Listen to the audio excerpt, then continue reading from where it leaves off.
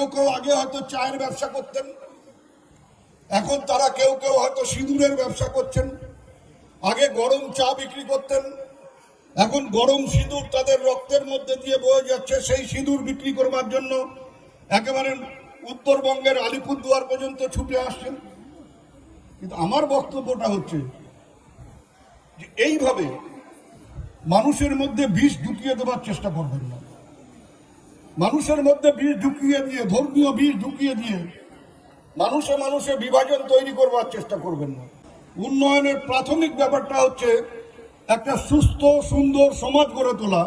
আর সেই সুস্থ সুন্দর সমাজ গড়ে তোলবার জন্য যে জিনিসগুলো প্রাথমিকভাবে প্রয়োজন, তার একটি হচ্ছে এই যে ধর্মীয় বিভাজনকে রুখে দেওয়া এবং ধর্ম নিরপেক্ষতাকে বজায় রাখা। বাংলা হান্টের আরো খবর দেখতে নজর রাখুন।